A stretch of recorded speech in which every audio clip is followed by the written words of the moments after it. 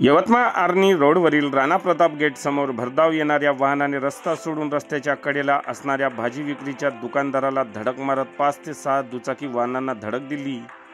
यामध्ये दुचाकी धारक तसेच भाजी विक्री करणाऱ्या गाडीचे मोठ्या प्रमाणात नुकसान झाले आहे। दरम्यान अपघातानंतर जमावाने कारवर मोठमोठे दगड टाकून या कारची तोडफोड केली। पोलीस पोहोचल्यानंतर जमाव पांगविण्यात आला। ही घटना आर्णी मार्गावर राणा प्रताप गेट जवळ घडली। दरम्यान कार चालक हा दारू पिऊन असल्याची चर्चा सुद्धा अपघात झालेल्या ठिकाणी होती। कार चालक हा आर्णी नाक्यावरून वडगाव येथे जात होता।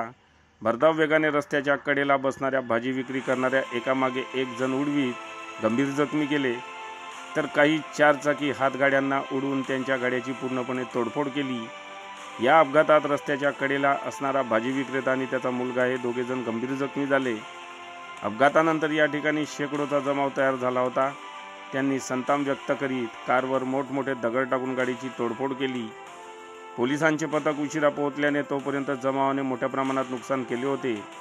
मात्र पोलीस आल्यानंतर त्यांनी जमावाला पांगविले। धडक देणाऱ्या कार चालकाला अवधूतवाडी पोलिसांनी ताब्यात घेतले आहे।